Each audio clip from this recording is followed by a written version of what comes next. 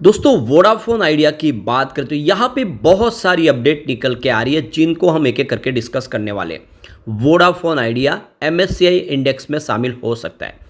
यहाँ पे Vodafone idea ने इंडस टावर में अपनी हिस्सेदारी बेच दी है और यहाँ पे अब बैंकों की तरफ से भी इनको एक टर्म लोन मिलने की तैयारी शुरू हो चुकी है। यानी एक बहुत बड़ी मोटी रकम वोडाफोन आइडिया को मिलने जा रही है और इसका इस्तेमाल वोडाफोन आइडिया किस तरह से करेंगे और किस तरह से अपनी जो पोजीशन उन्होंने लूज की है उसको वापस हासिल कर सकते हैं। यानी जियो को और एयरटेल को किस तरह से वो टक्कर दे सकते हैं, वो सारी की सारी रणनीति को इस वीडियो के माध्यम से डिस्कस करेंगे। अभी इसकी प्राइस बहुत ही नीचे है और इसके पीछे वजह कंपनी भारी भरकम लॉस में चल रही है। क्या आने वाले समय कंपनी प्रॉफिट में आ सकती है? क्या सारा कर्ज कंपनी चुका देगी? इन सारी बातों को समझने की कोशिश करेंगे इस वीडियो के माध्यम से। लेकिन फ्रेंड, उससे पहले अगर आप पहली बार हमारे चैनल पे आए तो चैनल को सब्सक्राइब कर दीजिए, एक बेल आइकॉन दबा दीजिए ताकि जब भी नया वीडियो बने पहला नोटिफिकेशन आपको मिले। वीडियो पसंद आए तो लाइक से जरूर कीजिए। चलो फ्रेंड्स, वीडियो स्टार्ट करते हैं। मैं हूँ आपका दोस्त एस बी दवे और हमारे अपने चैनल ऑनलाइन कमाई में आपका बहुत बहुत स्वागत है। तो सबसे पहले वोडाफोन आइडिया के कारोबार की बात कर ले। इस समय 11 बजे के आसपास का टाइम है। स्टॉक की शुरुआत आज थोड़ी सी पॉजिटिव हुई 16.97 पर, क्लोजिंग थी कल की 16.92 के आसपास। कह सकते हैं कि लगभग फ्लैट शुरुआत हुई और उसके बाद में यहाँ पे इसमें कुछ दबाव देखने को मिला।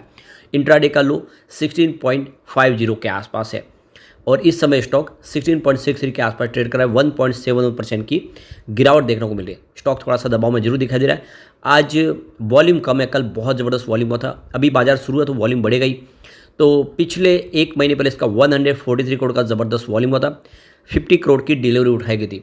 1 वीक पहले 116 करोड़ का वॉल्यूम हुआ, 34 करोड़ की डिलीवरी उठाई गई। कल 171 करोड़ का ज़बरदस्त वॉल्यूम हुआ और 47 करोड़ डिलीवरी बेस का हुआ। पूरे महीने में सबसे ज़बरदस्त वॉल्यूम कल हुआ था और अभी बाजार शुरू हुआ 10 बजे के आसपास ही 39 करोड़ का वॉल्यूम हो चुका है। पूरे बाजार में वॉल्यूम के मामले में रोज़ के जैसे ही वोडाफोन आइडिया नंबर 1 पे है और इसकी शेयरों की संख्या स्टॉक मार्केट में सबसे ज़्यादा और इसी वजह से यहाँ पे वॉल्यूम भी ज़्यादा होता है। जीटीएल इंफ्रा नंबर 2 पे है। जीटीएल इंफ्रा में आगे की क्या संभावना बनेगी उस पर ऑलरेडी हमारा कल वीडियो बना, उसको जाके आपको जरूर देखना चाहिए। क्या इस स्टॉक में दाव लगाना चाहिए, आपको अच्छे से समझ में आ जाएगा। अब यहाँ पे वोडाफोन आइडिया ने इंडस टावर में अपनी 18% की जो हिस्सेदारी थी उसको बेच दिया है 15,300 करोड़ में। तो वोडाफोन आइडिया ने 18% की हिस्सेदारी यानी 1.7 अरब डॉलर यूरो यानी 15,300 करोड़ रुपए में पूरी की पूरी उन्होंने अपनी हिस्सेदारी बेची है। कंपनी इससे जो पैसे मिलेगा उसका उपयोग है वो भारत में वोडाफोन आइडिया की संपत्ति के एवज में लिए गए 1.8 बिलियन यूरो के बकाया ऋण को भुगतान करने के लिए करेगी। तो वोडाफोन आइडिया ने बताया कि इंडस टावर में अपनी 18% हिस्सेदारी उन्होंने बेच दी है। कंपनी के अनुसार इसका जो इस्तेमाल है वो अपने कर्ज को चुकाने में कर लेगी और कंपनी ने कहा है कि ग्रुप पीएलसी ने इंडस टावर लिमिटेड में अपनी 484.7 मिलियन शेयर बेचे हैं। कंपनी में वोडाफोन के शेयरों की कुल हिस्सेदारी 18% थी। वोडाफोन आइडिया नोट में कहा है कि सकल आय के रूप में 153 बिलियन डॉलर उन्होंने जुटाए हैं, जिसका उपयोग वोडाफोन आइडिया अपने सारे कर्ज को उधारी को चुकाने में करेंगे। लेन देन के बाद वोडाफोन के पास अब इंडस टावर में 82.5 मिलियन या शेयर यानी 3.1% की हिस्सेदारी बची है। यानी पूरी स्टेक उन्होंने अभी नहीं बेची है, मामूली सी स्टेक उन्होंने अभी रखी हुई है। 3.1% की स्टेक अभी बाकी है। टोटल उनकी 21% के आसपास की स्टेक थी। वोडाफोन आइडिया बहुत सारे रास्ते तलाश रहे जिससे आने वाले समय अपने पूरे कर्ज के जंजाल से वो बाहर निकल सके। इसके अलावा आने वाले 24 घंटों में 2 बड़ी खुशखबरी मिल सकती है वोडाफोन आइडिया को। तो आईएफएल सिक्योरिटीज़ की तरफ से रिपोर्ट में कहा गया कि वोडाफोन आइडिया को एमएससीआई इंडेक्स में शामिल किया जा सकता है। अगस्त 2024 की समीक्षा अब शुरू हो गई है। रिपोर्ट में बताया गया कि Vodafone idea Prestige state Oberoi hotels के शेयरों को इसमें शामिल किया जा सकता है। तो एमएससीआई इंडेक्स में अगर शामिल होगा तो आप समझ सकते हो कि एमएससीआई इंडेक्स में शामिल होने से देखते हो कि फॉरेन इनफ्लो आना शुरू होगा, जिससे इसकी प्राइस आने वाले समय बढ़ती हुई दिखाई देगी। नए निवेशक इसको मिलेंगे। इसके अलावा जो दूसरा यहाँ पे जो पॉजिटिव पॉइंट दिखाई दे रहा है, अभी टेलीकॉम कंपनियां मोबाइल सर्विस के लिए अलग अलग प्लान्स पर टैरिफ बढ़ा सकती है। एंटिक स्टॉक ब्रोकिंग की रिपोर्ट के मुताबिक साल मोबाइल सर्विस के टैरिफ में 15 से लेकर 70% की बढ़ोतरी की जा सकती है। इस साल टैरिफ में बढ़ोतरी का फैसला जून जुलाई के बाद में लिया जा सकता है।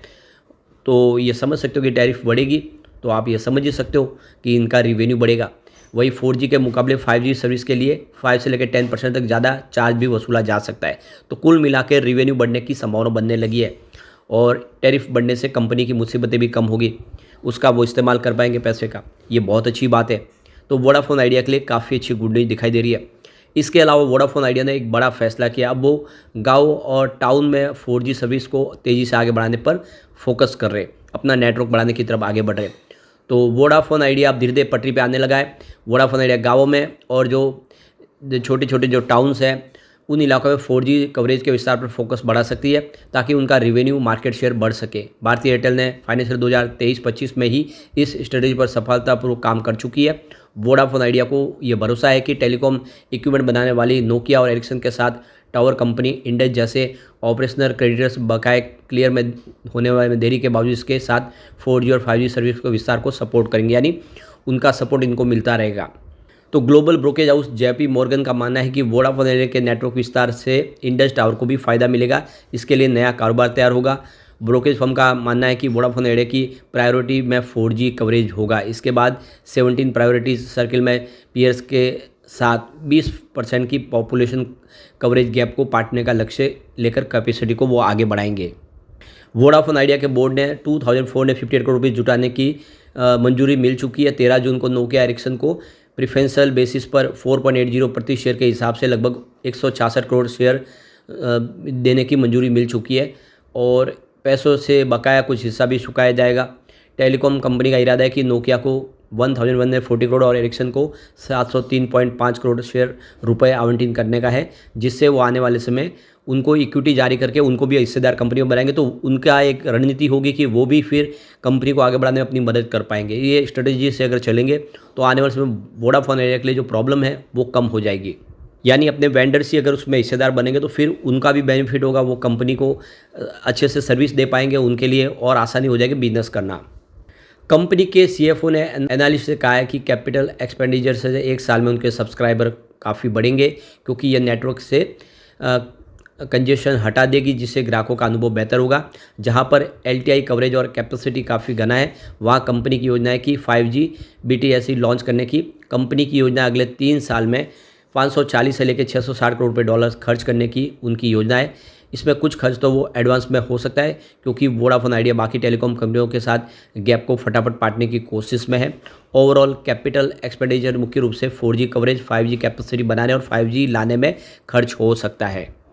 बकाया क्लियर करने में देरी के बावजूद भी एनालिस्ट को लग रहा है कि वेंडर्स के साथ में बातचीत में कोई दिक्कत आएगी, क्योंकि इक्विपमेंट वेंडर्स सप्लाई करना चाहते हैं। इसकी वजह से ये बाकी टेलीकॉम कंपनियां खर्च कम कर रही है। ऐसे में वोडा आइडिया को नई स्ट्रेटजी से उनके कारोबार को सपोर्ट मिलेगा।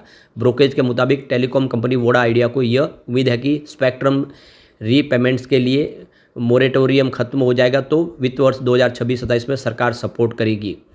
तो एनुअल इसमें सरकार का सपोर्ट भी मिलेगा और वेंडर्स भी सपोर्ट करेंगे, तो कंपनी कैश जनरेट करने लगेगी और बिजनेस बिल्कुल पटरी पे आता हुआ दिखाई देगा।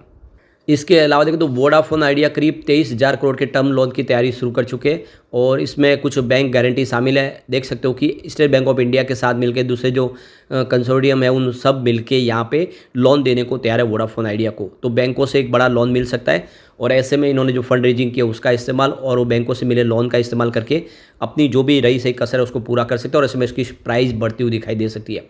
तो मार्केट एक्सपर्ट है वो इस समय बुलिश है।